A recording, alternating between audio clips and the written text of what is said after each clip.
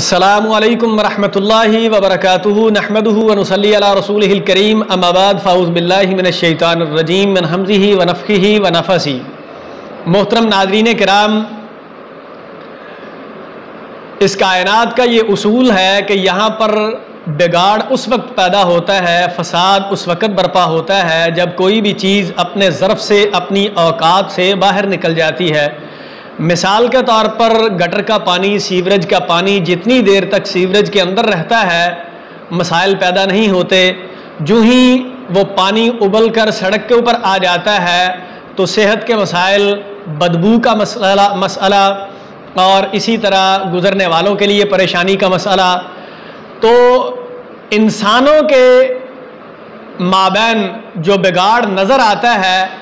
اس کا سبب بھی بلا شبہ انسان کے اپنے ہاتھ کی کمائی ہے، انسان کے وہ اعمال ہیں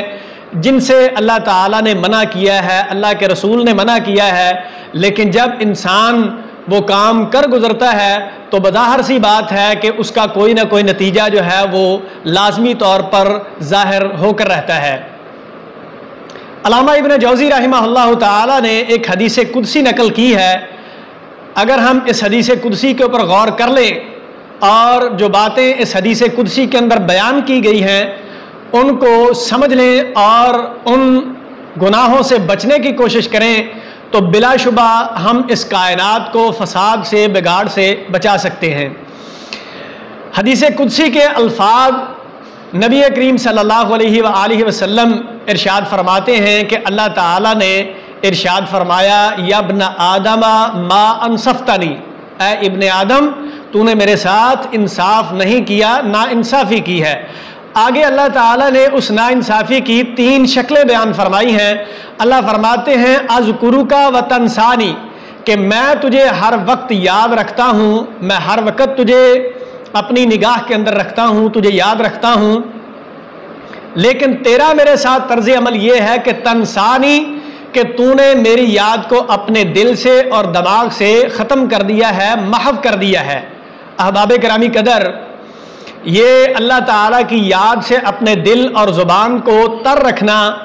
یہ کوئی ایسی بات نہیں ہے کہ جو کام کر لیا جائے تو تب بھی ٹھیک ہے، نہ کیا جائے تب بھی ٹھیک ہے۔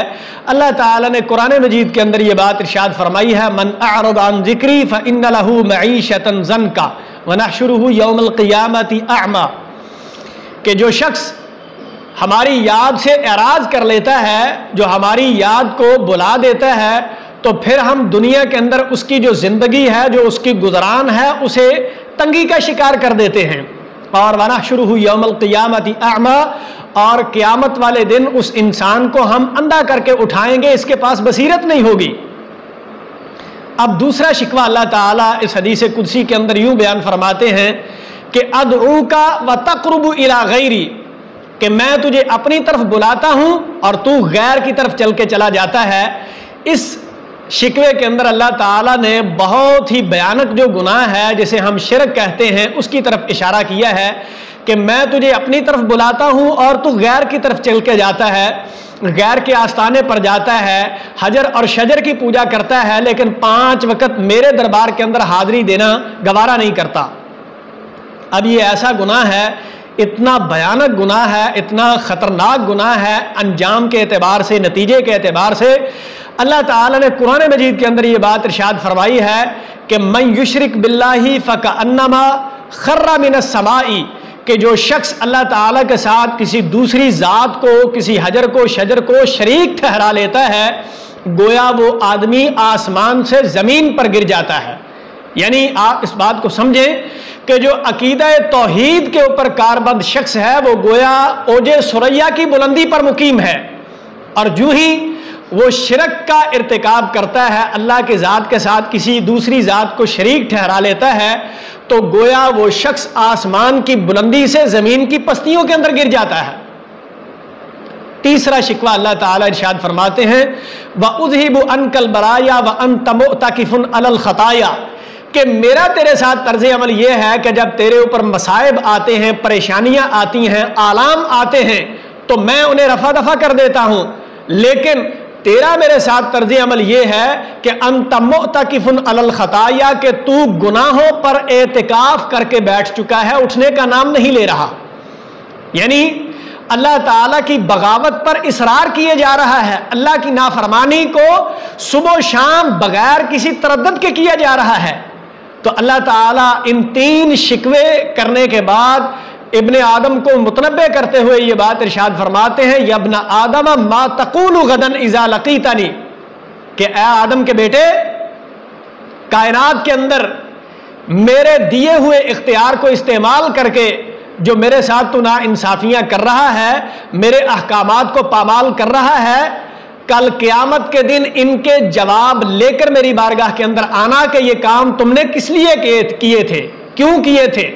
کس وجہ سے کیے تھے. احباب گرامی قدر، ہمیں اس حدیث قدسی کی روشنی کے اندر سمجھ لینا چاہیے کہ کیا ہم بھی ان افراد کے اندر شریک تو نہیں کہ جو اللہ کی بغاوت کر رہے ہیں، اللہ کی یاد سے غافل ہیں اور اللہ کے ساتھ شرک کرتے ہیں، اسی طرح گناہوں پر اصرار کیے جاتے ہیں. کیا ہمارا شمار بھی ایسے لوگوں میں تو نہیں ہوتا؟ اگر ایسا ہے تو ہمیں اپنے اعمال پر نظر ثانی کرنے کی ضرورت ہے اور اپنی اصلاح کرنے کی ضرورت ہے. اللہ تعالی ہمیں اپنے اعمال کو بہتر بنانے کی توفیق عطا فرمائے، اور اللہ تعالی نے یہ جو شکوے کیے ہیں، اللہ تعالی ہمیں ان شکووں سے بچنے کی توفیق عطا فرمائے، اور اللہ تعالی ہمیں ان اعمال سے، یعنی جو برے اعمال ہیں، ان سے اجتناب کی توفیق عطا فرمائے. وما علی الا البلاغ.